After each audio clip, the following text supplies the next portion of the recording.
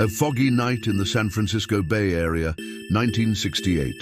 A car parked on a quiet lover's lane is suddenly lit by gunfire, 2 young lives snuffed out in seconds. A killer slips into the darkness, leaving no trace, except a letter signed with a cryptic crosshair symbol, taunting the world with a puzzle that promises his name.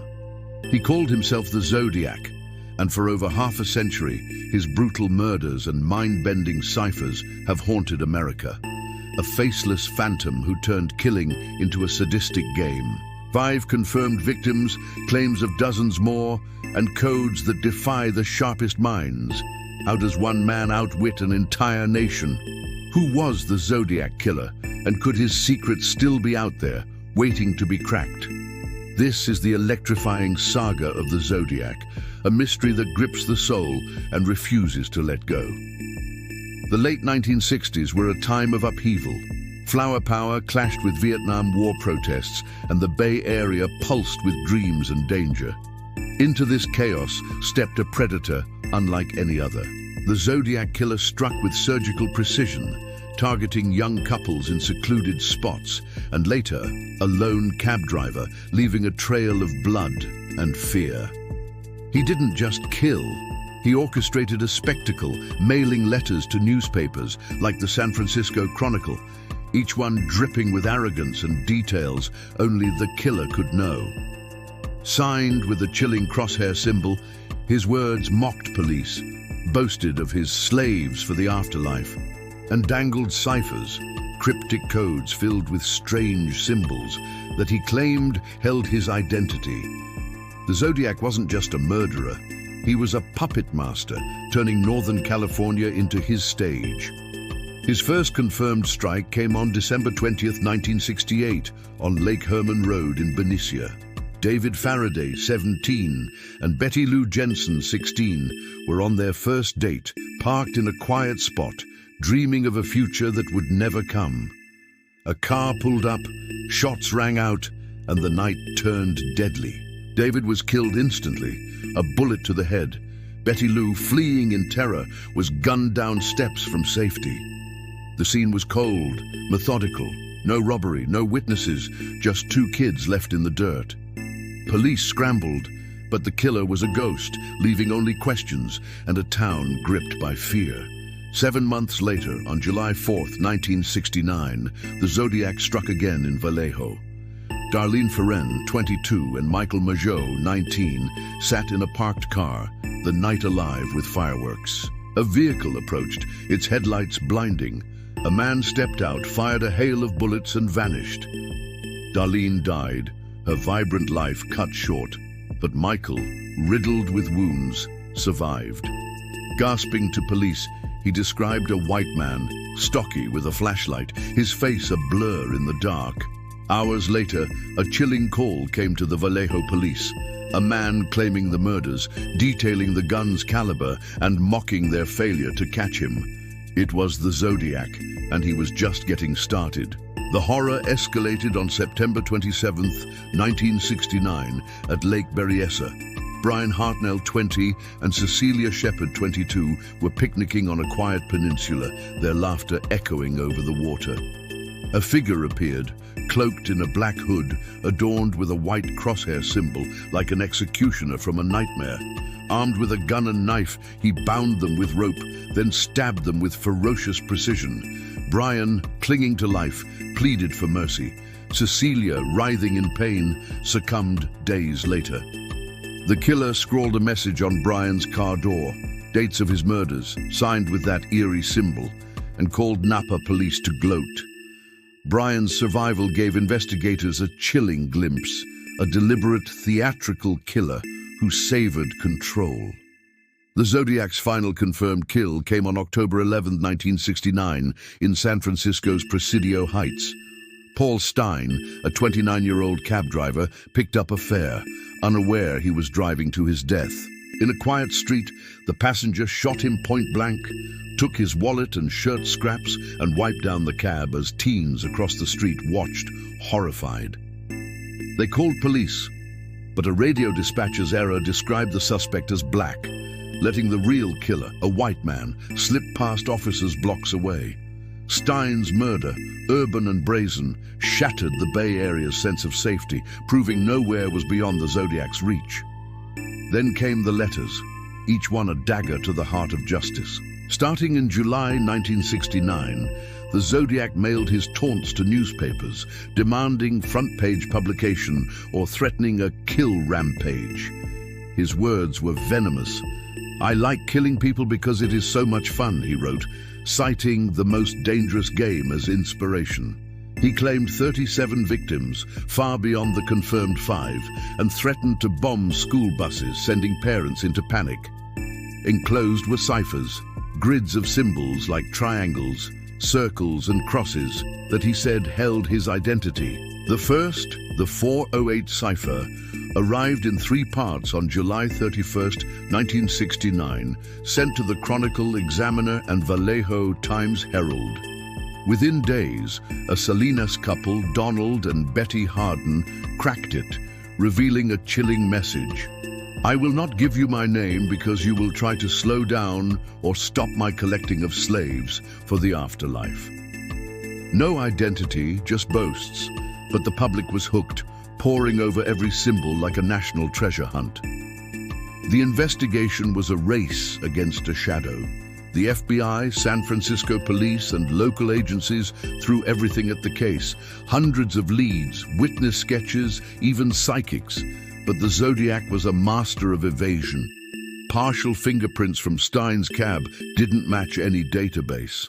A size 10.5 military shoe print at Lake Berryessa led nowhere. Bloodstains, fibers, nothing conclusive. The 1969 SFPD radio blunder, misidentifying the Stein suspect, let the killer vanish into the night. Witnesses like Majot and Hartnell gave vague descriptions.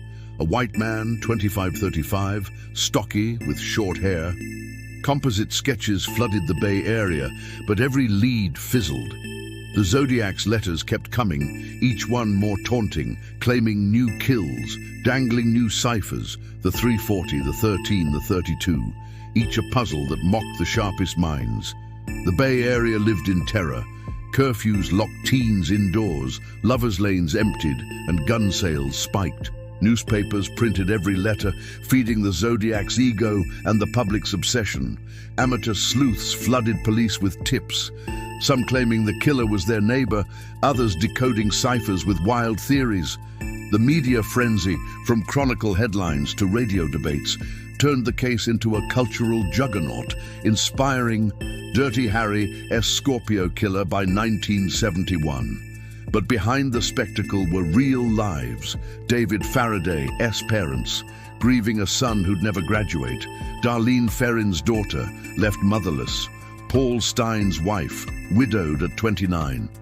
Their pain was drowned in the Zodiac's game, a puzzle that promised answers but delivered only despair. Why did the Zodiac evade capture? The era's limits played a role. No DNA profiling, no centralized databases, just paper files and overworked cops. His victims, often young and transient, weren't always missed quickly. Racial and social biases meant rural Vallejo got less attention than San Francisco. His ciphers, especially the 340, stumped even the CIA, their complexity a middle finger to authority. And the Zodiac himself, he was a chameleon, blending into a turbulent era, his letters a mask that kept the world guessing. Was he a loner with a grudge, a genius with military training, or something darker? As the 1960s bled into the 1970s, the killings stopped, or so it seemed, but the letters didn't, and the hunt was far from over. The Zodiac Killer's shadow looms over the San Francisco Bay Area, his crosshair symbol a chilling brand on a region scarred by fear. By 1969, he's claimed at least 5 lives, taunted police with letters dripping with arrogance, and unleashed ciphers that turn a murder spree into a global puzzle. His 408 cipher, cracked in days, revealed a killer's twisted mind but no name. Others, like the 340 and 13, mock the world's sharpest minds, their symbols a lock with no key. As the 1970s dawn, the killings fade, but the Zodiac's game is far from over. Who could outwit the FBI, CIA, and an obsessed public for decades? What secrets hide in his codes? And could the truth still be within reach? The hunt for the Zodiac is a fire that burns through time, fueled by brilliance, betrayal, and a mystery that refuses to die. The Zodiac's ciphers were his masterstroke, transforming a killer into a legend. Beyond the 408, which Donald and Betty Harden cracked in 1969, he sent three more, the 340 cipher, the 13 cipher, and the 32 cipher, each a taunting riddle promising his identity. The 340, mailed to the San Francisco Chronicle on November 8, 1969, was a beast. 340 symbols in a grid, defying the FBI, CIA, and even NSA cryptographers for half a century. Unlike the 408's straightforward substitution, it wove transposition, misspellings, and chaos, a cryptographic fortress. The Zodiac gloated, "When they do crack it, they will have me." But decades passed, with nothing but dead ends. The 13 cipher, sent in 1970 with the words, "My name is," was maddeningly short. Its 13 symbols spawning endless guesses like Alfred E., but no proof. The 32 cipher, tied to a 1970 map of Mount Diablo, hinted at radians and a bomb, but its code remains a locked vault, even to modern AI. These ciphers weren't just puzzles, they were psychological warfare. Every letter, splashed across Chronicle front pages, fed the Zodiac's ego and the public's frenzy. Amateur sleuths, from baristas to professors, scribbled solutions, while experts like Robert Graysmith, a Chronicle cartoonist turned obsessive, chased patterns into the night. Graysmith's 1986 book Zodiac became a bestseller, but his cipher theories, like a misread 340, were more passion than precision. The failures piled up. The FBI's 1970s codebreakers hit walls, the CIA found no patterns, and wild guesses, like occult links or Masonic codes, clogged police tip lines. On X, users like a whiteout go-to in 2025 called the 13 cipher a deliberate trick, a sentiment echoing cryptologist Craig Bauer's view that its brevity was a cruel joke. Then, in 2020, a breakthrough electrified the case. On December 5th, a trio of codebreakers, David Oranchak, a Virginia software developer, Sam Blake, an Australian mathematician, and Jarl van Eyck, a Belgian programmer, cracked the 340 cipher after 51 years. The FBI confirmed the solution, a moment that sent shockwaves through the true crime world. The decoded text was no confession, but a boast. "I hope you are having lots of fun in trying to catch me. I'm not afraid of the gas chamber, because it will send me to paradise all the sooner, because I now have enough slaves to work for me." Are misspelled words like paradise and references to a 1969 KGO TV call matched the Zodiac S style, but no name emerged, crushing hopes of a quick unmasking. Using Van Eyck's AZ decrypt software and 650,000 computer iterations, the team uncovered a diagonal transposition pattern, a feat hailed by the Chronicle as historic. X posts, like Nuclear 314's 2025 thread, erupted with awe, calling it a middle finger to the Zodiac's ego. The codebreakers were unsung heroes in a digital age. Oranchak, who'd spent 15 years on the 340, blended Python scripts and statistical analysis, while Blake's math models cracked open new angles. Van Eyck's AZ decrypt, born from obsession with the Zodiac, became a cryptographer's Excalibur. Their collaboration, sparked on forums like Zodiac Killer .com, showed the internet's power. Reddit's Zodiac Killer, with 10,000 members, and Oranchak's YouTube channel, Let's Crack Zodiac, fueled global brainstorming. Unlike the Harden's pen and paper triumph in 1969, this was a high-tech victory, echoing the digital forensics of modern cases. But the 13 and 32 ciphers still resist, their brevity and ambiguity mocking even AI tools like Carmel. Could they hold the Zodiac's name? Or are they another taunt? The hunt for the Zodiac's identity never stopped, but it's a maze of false leads and fading evidence. Arthur Lee Allen, a Navy veteran and Vallejo teacher, was the prime suspect, pegged by Graysmith and others for his cryptic comments and military boots matching Lake Berryessa prints. A 1992 search of his home found bomb diagrams, but 2002 DNA from a Zodiac letter envelope cleared him, and his handwriting didn't match the killer's. A 2024 docuseries, This Is the Zodiac Speaking, claimed Allen confessed to his daughter, but the FBI dismissed it as unverified. The Casebreakers, a cold case team, named Gary Francis Post in 2021, citing anagrams and a scarred forehead, but no DNA linked him, and USA Today called it speculative. Other names, Ted Kaczynski, Charles Manson, Paul Dwyer, float in X threads like J. Allen Sanford's 2025 post, but none fit the full profile.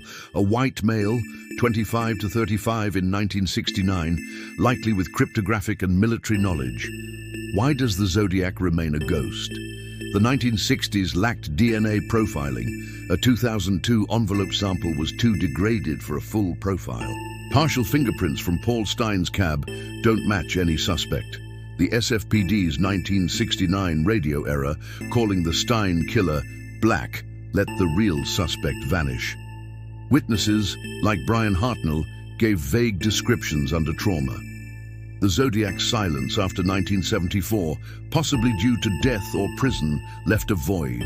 If alive in 2025, he'd be in his 70s or 80s, perhaps watching his ciphers fall.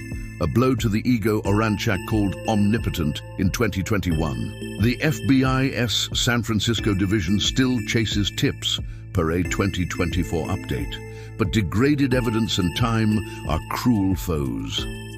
The Zodiac's legacy is a double-edged sword. His case birthed modern FBI profiling, with John Douglas's behavioral science unit learning from his taunts, a thread running through true crime's evolution. David Fincher's 2007 film Zodiac, grossing $84 million, and Dirty Harry's Scorpio killer made him a cultural titan, much like your Dharma-script's media frenzy.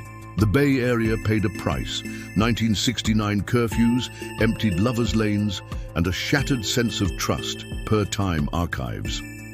Ex-users like Harriet Sucher in 2025 decry sensationalized retellings, yet they keep the case alive, driving tips to 1-800-CALL-FBI. The Zodiac's shadow fuels fascination, but haunts victims' families.